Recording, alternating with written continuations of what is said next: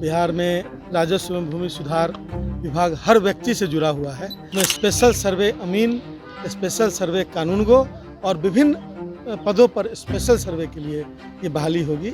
3 महीने के लगभग हम इसको कंक्लूड करने जा रहे हैं। नमस्कार, मेरा नाम उत्कर्ष है, आप लाइव सीरीज देख रहे हैं। आज भूमि सुधार विभाग का बजट था। देखिए किस तरीके से जो बजट है वो पेश हुआ। हालांकि परिषद में ये चीज़ें सवाल पूछा गया कि किस तरीके से नौकरियों की बात हुई है। 10,000 रोजगार जो है वो भूमि सुधार विभाग के द्वारा दिया जाएगा, क्योंकि जिस तरीके से बिहार विधानमंडल का जो बजट था उसमें साफ कहा गया था कि 8 लाख लोगों को रोजगार दिया जाएगा। तमाम मुद्दे को लेकर क्या कुछ कह रहे हैं भूमि सुधार विभाग के मंत्री आलोक मेहता, पूरा बयान सुने आप। अरब रुपए का बजट जो राजस्व एवं भूमि सुधार विभाग का है, और उसमें पिछले दिनों जो सुधार हुए उन सभी बातों की चर्चा हुई।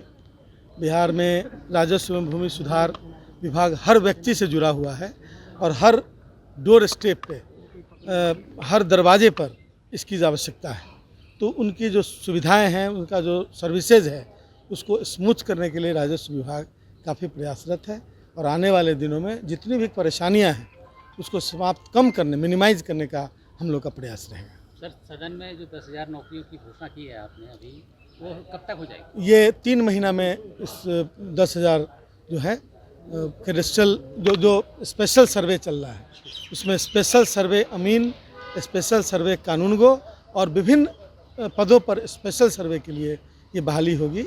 और यह बहाली एक्चुअली पहले शुरू हो गई थी, लेकिन उसकी प्रक्रिया को बदला गया। अब ऑनलाइन टेस्ट के आधार पर यह बहाली होगी और 3 महीने में इसको अंजाम दिया कितने समय तक के लिए होगी सर यह जब तक सर्वे चलेगा, उसके बाद जब तक आगे मतलब चकबंदी चलेगी, इन तमाम चीज़ें कार्य जो उनके द्वारा कराए जाएंगे। 3 महीने के लगभग हम इसको कंक्लूड करने जा रहे हैं। धन्यवाद। तो आपने साफ सुना किस तरीके से जो ये बजट है, करीब 15 अरब से ज़्यादा का बजट है और ऐसे में 10,000 लोगों को रोज़गार दिया जाएगा। और इतना ही नहीं, यह रोज़गार जो है वो 3 महीने के अंदर सृजित किया जाएगा और लोगों को रोज़गार दिया जाएगा।